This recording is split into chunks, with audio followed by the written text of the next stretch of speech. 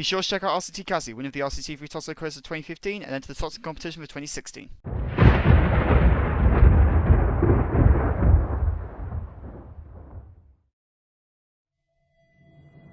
After the popular train wreck that was the ultimate theme park, the multiversal show of Meteor Ignis, and the mind-blowing success of the Skyrim park that was Vulkendar, you thought that there is A, no way that I can live up to the hype, and B, no way that I can keep up this awesome trailer voice.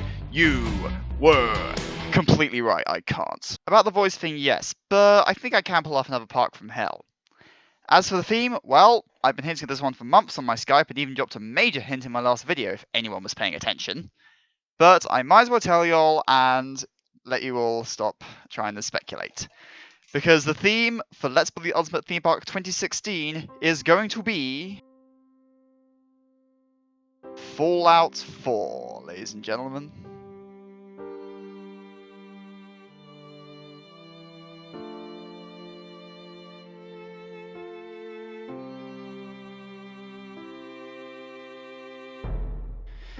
And so we begin by making the estuary of Boston, of all places. Of course, to anyone who plays Fallout, that doesn't come as a surprise, because obviously Fallout 4 is set in the ruins of post-apocalyptic Boston. Nice place if it wasn't inhabited by super mutants, raiders, deathclaws, rad scorpions, and generally everything trying to kill you. So it's like Skyrim, except everything we loved and better. So this is actually take two, because rather hilariously, in my attempts to create a river around Sanctuary Hills, I managed to break the game. Already! I think that's a record for fastest breaking of the project ever. So yeah, I lost about half an hour of work and had to re-record all this. And then in the middle of it, I went to see Captain America Civil War, so this is actually split into two halves. But, nonetheless, I have begun.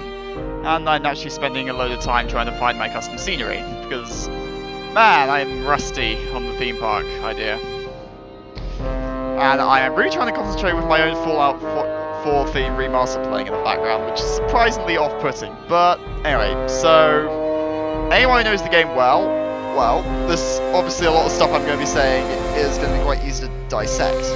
But essentially, I'm probably going to just pretty much build a theme park around the map of Fallout 4, so obviously post-apocalyptic Boston. But this, I think, has the potential to be the most, again, another park that's the same degree of kind of epic scale as Vulkendar had, because I knew coming into this year that Vulkendar was going to be a tough act to follow, and I needed something big to kind of live up to it. So I thought, if I manage to pull off massive success by building a theme park based around a game that I love, why not try the same strategy twice? So then I got Fallout 4 for Christmas, which happened to tie in quite nicely. So, if anyone was wondering where I got what that thing was in my previous video, that was a clip from Fallout 4 of a nuke, which I showed earlier in this video. But anyway, so the wait is over. We are officially building a Fallout 4 themed theme park. Once again, I am going down the route of the theme that nobody has done before, so in theory I should be able to take all the views and make it super awesome and basically get away with anything. Sounds like a reasonable strategy, right? We'll have to see. I am so hyped for this one, but I have absolutely no idea what I'm going to do. Like, again, it's a very similar position to last year, except I still know how to execute it this time around. And obviously my skills have gotten better, but man, this is... If I know anything about Vulkendar, this theme park is going to be pushing my luck, because I've got to build an entire bleeding city. Like, how am I going to do Diamond City? And the other problem is, like, it's not exactly like there's a lot of post-apocalyptic wasteland sets out there. I have to be very clever with how I use custom scenery. Like, I was having to be even more clever in this video than I've ever been before. I mean, actually, my biggest challenge, I think, is going to be Foliage, because, like, nobody in this Rollercoaster Tycoon 3 community builds post-apocalyptic stuff. Like, nobody does it. So I'm trying to find trees that look like they've been in a nuclear fallout, and it's very hard to find that. Like, there's just not a lot of scenery out there. Fact. In hindsight, I really should have moved this whole area, like, at least 10 squares further inside the game, but whatever, I'm trying to fill up as much of it as I can.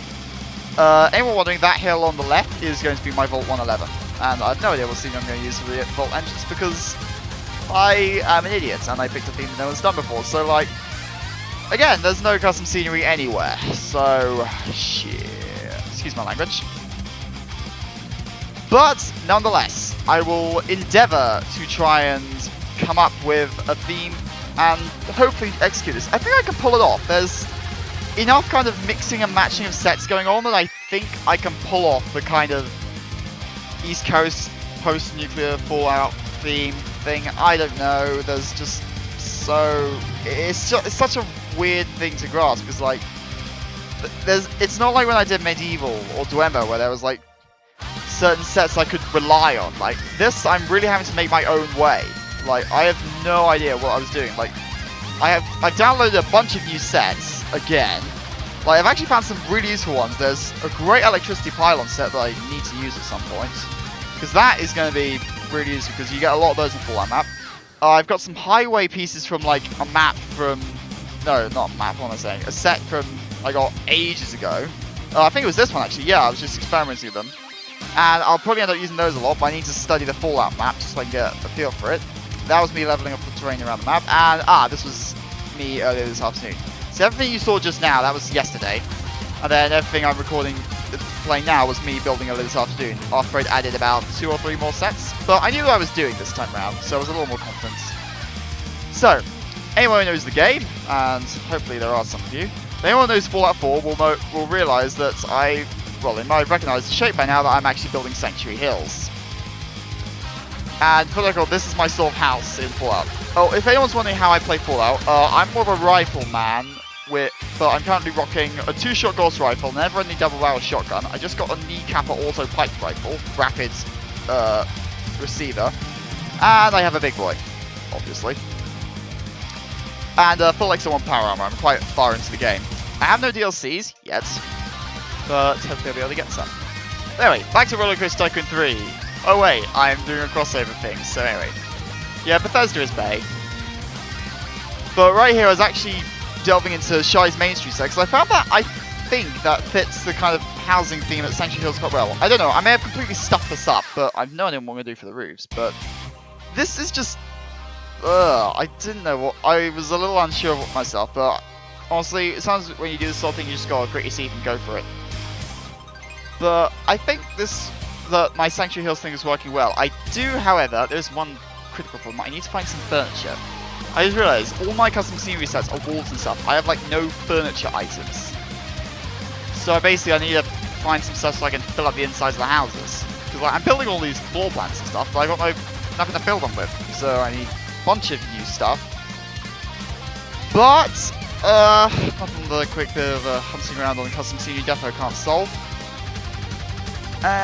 But nonetheless, I was feeling like this was gonna work. So just building various houses. Like I think there's a few more houses in Sanctuary Hills than I'm putting on my version. But I'm really just experimenting with the custom scenery at the moment. I don't know, this may look great or this may look terrible in the final edit. But actually yeah, I need to find some doors. It was at this point I tell myself I should probably just download the rest of the custom scenery sets in Shy Guy's Main Street. For some reason I only have 1 and 3.